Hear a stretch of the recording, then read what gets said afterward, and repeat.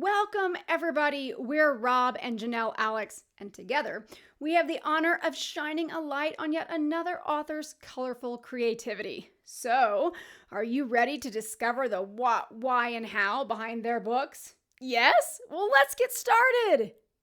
Hey everybody, Janelle here, and I am so freaking excited to tell you how amazing the 2016 Authors Talk About It Book Award contest is going. We have had so many amazing contest entries already, and we have been sharing the 3, 4, and 5-star reviews over at authorstalkaboutit.com. Authors, consider entering, and readers, make sure you get over there to authorstalkaboutit.com and check out the reviews that we've shared. We cannot wait to share all of the rest of them that we have with you. Hey everybody, and welcome to Authors Talk About It. We have another amazing, stupendous, fabulous show for you today. Yes, we do. Yes, we do. We have with us today Courtney Amundson. And I tell you what, this young lady, she's only 20 years old, but she has this new book out, Teachings from God, Greeting Your Soul and Revealing the Divine Within. I'm so impressed, and I told her right before we started recording, I'm always intrigued, amazed, impressed by our younger generation that are stepping up and really starting to make a change in the world. And of course, 2 of our sons are right about her age, and we see that with them. And so it warms my heart, and I love it. So I'm excited to talk to Courtney today. Not that Rob's not. I said I am. Sorry. Yeah, I'm excited too. I'm excited too, everybody. I didn't mean to leave you out. But I want to hear from Courtney. So welcome, Courtney. Welcome, Courtney. Thank you guys for having me on your show. Absolutely. Courtney, tell us a little bit about you, and then obviously we want to dive into Teachings from God. Yeah, well, as you mentioned, I'm 20 years old, and I started writing this book when I was 16. Wow. And I wrote the majority of it when I was 16 and 17. And, it was kind of an incredible awakening moment for me in my life, because I was, getting to that age where I was kind of thinking, I should probably start thinking about what I want to do with my life. And there's a tremendous amount of pressure to know what you're supposed to be doing for the rest of your life at that age, which is crazy because nobody really knows. Right. And, I don't think it should be expected of us to know, but I was considering going to music school, and I was interested in studying Qigong, and I had been studying Qigong since I was, 9 or 10 years old when I was first introduced to it. And so I knew I wanted to make an impact on the world in some way, shape, or form, and I just didn't know how to make that happen. And, just it's a confusing time of balancing your youth and then kind of seeing yourself transitioning into an adult, and this crazy balance of, do I do what I love to do, or do I, follow the pack of everyone else who just kind of goes to college and figures it out along the way. And I want to give you huge kudos for being brave enough to say, no, wait a minute, I don't just have to do and follow someone else's dream for that matter. Because as parents sometimes have a tendency to try to say, well, what are you going to do with your life? But, when I was a 20-year-old kid, I had just started my first company shortly prior to that. And I did that for quite a few years. And then, I don't know, 35 years old, I shifted gears. And so you don't have to do one thing the rest of your life. And I think obviously you get that. And I want to help really drive that home for others. So whether it's yourself or your kids, you don't have to do the same thing forever. Yeah, exactly. And I'm a good example of that. I mean, next week it'll probably be something different that I'm doing. That's not true. But anyway.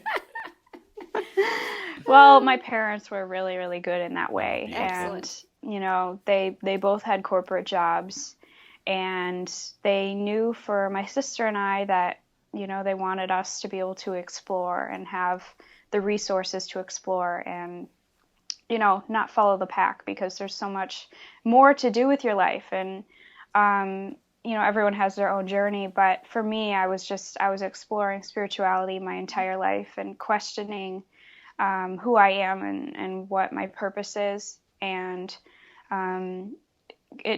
I started to question more and more and more as I got older, because in school, things started to ramp up, and the stress and the just incredible amount of pressure that we're put on. And it's very hard not to follow that path because everyone's doing it and it comes out of fear. And so I switched to online school, and that allowed me to dive deeper into my spiritual life and just to really just ground down into myself and not have any of these voices, kind of swirling around me 24/7. Excellent. And so that was really powerful. And anyone that is my age that might be feeling that, if you are motivated enough to push yourself to study at home, I would highly suggest it, because it was so helpful for me. And so that allowed me. I want to say with that too, Courtney, our youngest son he'll be 9. Well, as this airs on my 20-year-old's 20th birthday, tomorrow in that sense, our 9-year-old will be 9. And he is already studying at home and has a spiritual path that we've seen on some levels. On other levels, he's a typical 9-year-old. But and I think that's such a great thing. I love to hear you say that, though, because it is, you can kind of not be so bombarded with all those other voices. And I think it's beautiful that you're already recognizing that and able to share that. Right. And study what you want to study. Because for me, it wasn't that I didn't want to learn. It was that I wanted to dive into my passions and really go 100% into it and not just dabble into a million different things. So that's when I really started to study Qigong a lot more, and going to workshops and conferences with my mom, and really, going deep. And I opened a lot, spiritually in that way. And then I started to listen more to, my mom talking to her friends about different spiritual things. And, they would talk about Abraham Hicks and all of these things, the law of attraction. My mom is obsessed with the black hole and what the bleep do we know, and all of these, she watches all that stuff a lot. And so I was kind of just conversations in our house. Yeah, I know. And I started to stop rolling my eyes about it, and I started to really, really listen. And that's when I opened up a lot and started to take my own growth and expansion into my own hands. And then I had this awakening point on March 12th, 2012, when I started to receive messages from the universe, from source energy.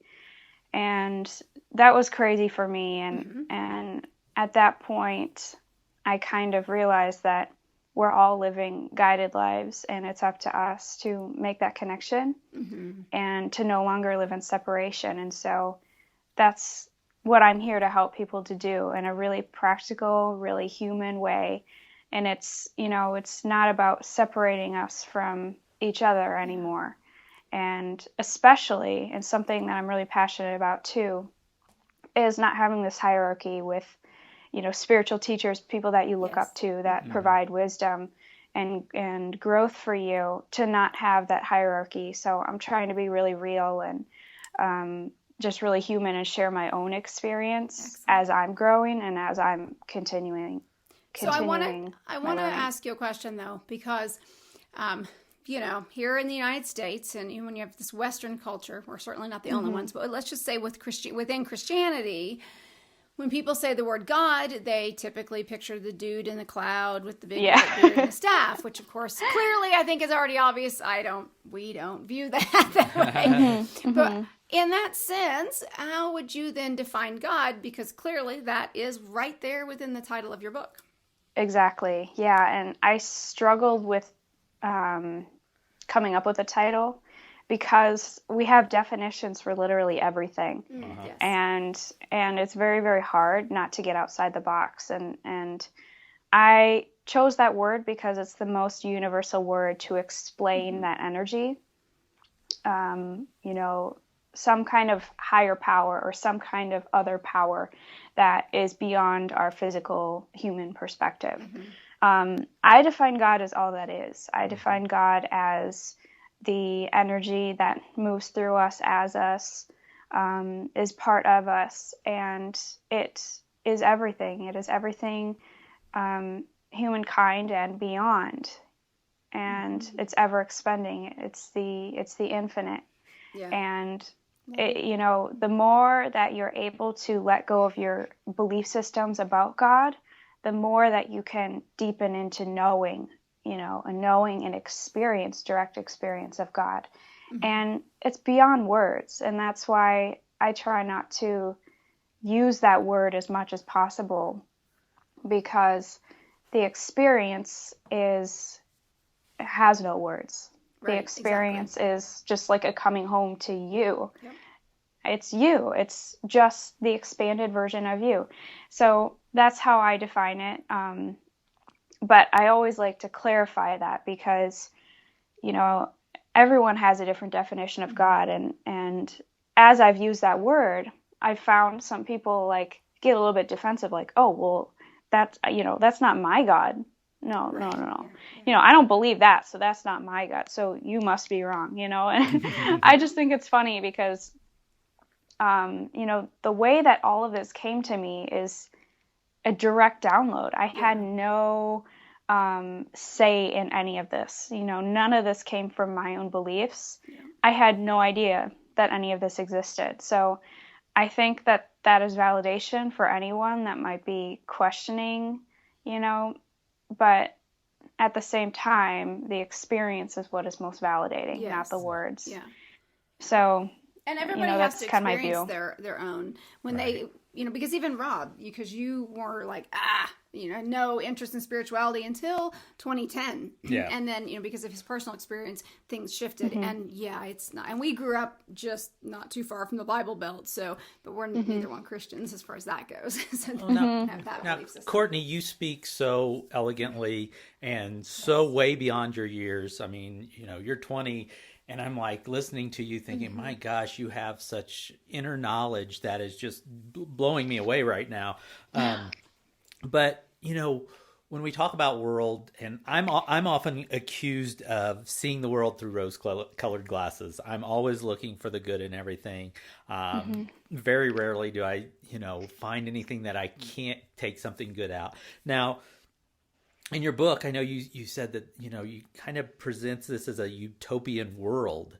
Mm-hmm. Can you explain a little bit on that and what you see? Because a lot of kids your age are not this in depth and not looking at the world the way you do. So could you expand on that a little bit for us? Right. Well, my own personal view on life, my own motivation in life has always been to learn more and to not ever accept that I know everything. Very good. As human beings, though, we tend to do that. And we're taught that in school. We're taught that if we learn facts, that we'll know the answers to life. We'll understand mm-hmm. religion. We'll understand, how to get into a good college, how to graduate, how to get a job. And really, honestly, we don't know anything. And, like you said, you tend to see the world through rose-colored lens. I think we all see the world through different lens. I mean, there can be people that only see the negative, only see mm-hmm. What's going wrong in the world. But it's, we're all seeing through human lens. We're all seeing through this human perspective, which can only see the three-dimensional reality that makes us on this earth plane. And until we let go of any and all belief systems, which honestly is close to impossible, but we can do our best to let go of a lot of those things, to let the higher perspective wisdom to come through. So from the human perspective, it can look like a utopia world. If you're reading the book mm-hmm. and you haven't really read any other spiritual kind of texts or whatever in your life, if you come from a completely scientific perspective, and I think it still can resonate you if you come from that place, but if you're not seeking, if you're not wondering, if you're not contemplating life or your relationship to it, then this is going to seem like, you're going to read it through really fast, probably not absorb that much the first time, and think, yeah, well, that's great for some people, but I've got my life to live, and I have to pay the bills, and we come up with all these excuses, all these reasons why that's too good to be true. And I will tell you, I had some of those views, not concrete views, but I had some of those ideas that had been placed upon me out of fear. Mm-hmm. And when I started having these experiences, all of that just basically dissipated, because I had an experience of everything being okay anytime, that I could tap into this guidance system, see from the higher perspective, and make a decision that was in my best interest at that moment. And each and every one of us can do that, but we have to learn how to do that and not place our questioning and our I guess that's the best way to put it. If we have questions, instead of going to someone else or going to a guru or another master and saying, please tell me what to do, you have to be your own teacher. Mm-hmm. You have to learn how to tap into that for yourself. And then from that place, it doesn't really look like a utopia. It looks like a crazy, amazing source that you're constantly co-creating with, and you just didn't know it. So I think the closer you get to that, the more you realize it's not unrealistic, it's not fake, it's not sci-fi, it's actually real. But I think we're just not used to being able to comprehend such amazing power that we just automatically put it in the sci-fi category. And that's what we do with movies, because a lot of that stuff is so realistic, honestly. Like, I've had a lot of those experiences. Yeah. We understand. Yeah. We truly do. I want to ask, I know Rob's got something, but I want to ask, because I say we understand because we have some amazing stuff that we experience and communicate, and with that is what's beyond us. But could you describe a little bit of what your experience is? Because for others, they may not even have a clue. And yes, fair warning, for those of you that have not experienced it, it may seem crazy and woo-woo, but it's freaking amazing when you do experience it. Mm-hmm. So, Courtney, could you share what yours is a little bit then? Yeah, well, as far as when I actually kind of go into that state and start receiving things, it's a lot less dramatic than it was in the beginning. In the beginning, I think it was a little bit more dramatic, and now I've really just come down to earth with it, and I'm able to just tune in a second. And basically, just what that means for me now is I just close my eyes and I ask for the highest of light and wisdom to come through me and deliver whatever we need to hear at that moment, if it's for me personally or for a group of people. Mm-hmm. And then I just let go. I have no thoughts in my mind, no ideas in my mind, and then I'll just feel it's all there. Now, like, I have all the information. On that, this is something that people ask me a lot of times, because I'll connect in that same way or similar, because I don't think any of us do it exactly the same. But but they say, well, how do you know it's not your own mind, your own voice in your head versus that beyond you? So for me, how do you do that? Yeah, well, for me, I knew right away, because the voices were, not the voices, but the voice of source energy, when they would speak, either on the keyboard or through my mouth, it would, it was so loving. My voice would kind of change a little bit to this like weird angelic accent. I can't even really do it right now. I can't do it, but on command. Yeah. But it doesn't do that as much. But and then I would just feel, I would feel this angel like presence in my body, like this golden light. So it was, I couldn't ignore it. There was no judgment. There was this higher wisdom that was coming through, and And it would come with an unconditional love. And this voice would always say, like, my dear one, or my dear children, we love you so much. And it's like, I don't talk that way. There's the key for me. I don't know how many times even just to Rob, I'm like, oh my gosh, those are not words I use.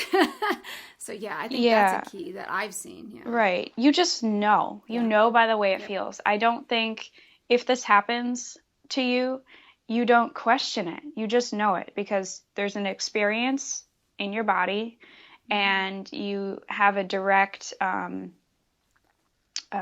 experience with feeling like this presence just downloaded information to you that you don't have in your own vocabulary, you don't have in your own psyche, and it's just there, and it starts to speak, it starts to teach. And sometimes it's teaching you, and then that's also an amazing part of it. It's like, oh, I didn't even know that about myself, or I didn't know I could do that. And so that's definitely very validating. Absolutely. Well, I want to go back to one thing Courtney said earlier, and it was when you were talking about the knowledge and us needing to have answers, and it so resonated with me because I have this philosophy that it took me a while to get to that I don't want to find answers. I want to find questions. I want to, experience as much as I can, because to me, when I get something that somebody says is an answer, that's the end of the road. That's like, okay, you've got what you needed. Now it's done.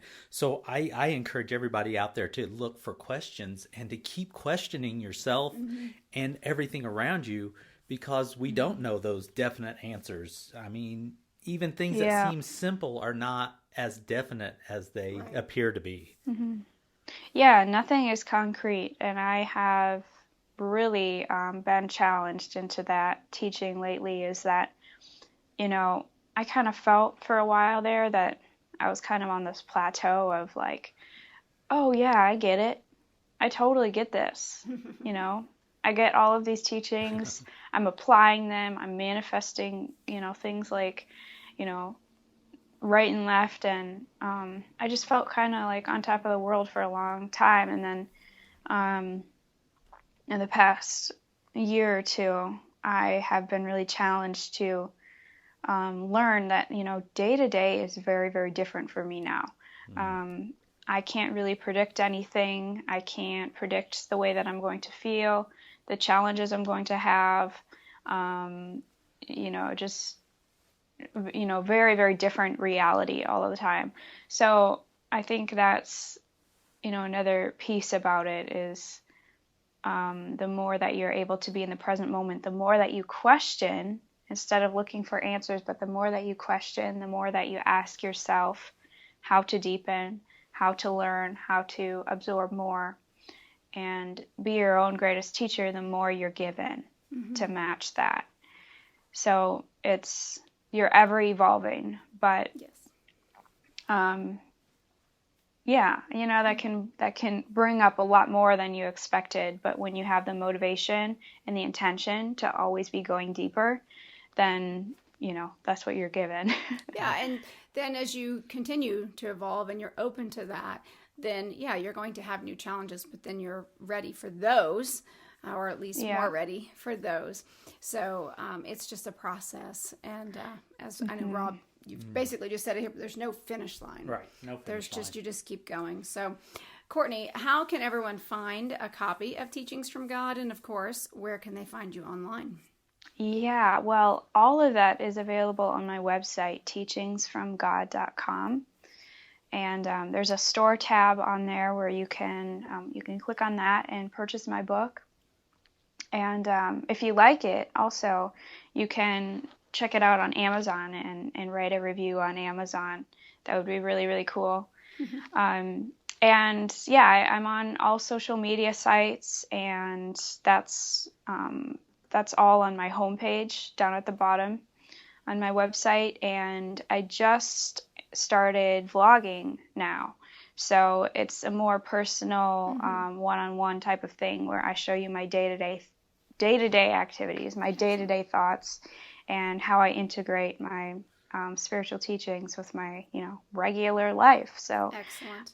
Courtney, thank you so much. I know we've got to rush off, but I want everybody to really understand there's so much to this topic, and Courtney has a wealth of experience and knowledge, and just because she's 20 years old doesn't mean, those of you listening, to go, oh, whatever, she's only 20, what does she know?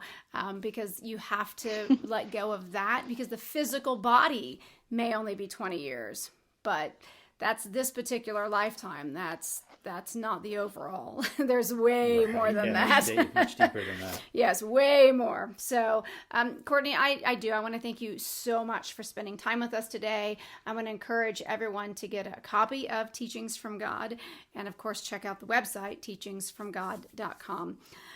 I know we've got to go. It's hard because there's so much more. We could sit and chat with you for a while. Forever, so. Well, thank you both for having me on your show. It was really fun for me. The pleasure was ours. All right, so everyone listening, I'm Dr. Janelle Alex. And I am Dr. Rob Alex, encouraging you to question everything. Peace. We're out of here. Yolanda de Ulloas just released The Memoirs of I. It provides a daily encounter with her writings, visions, dreams, and thoughts, allowing you to see the world from a different perspective. Philosophical and soulful, her memoirs offer an account of a character struggling to self-reflect on a daily basis. If you want to look anew at the simple yet extreme thoughts lying behind our existence, then you need to check out The Memoirs of I by Yolanda de Ulloas.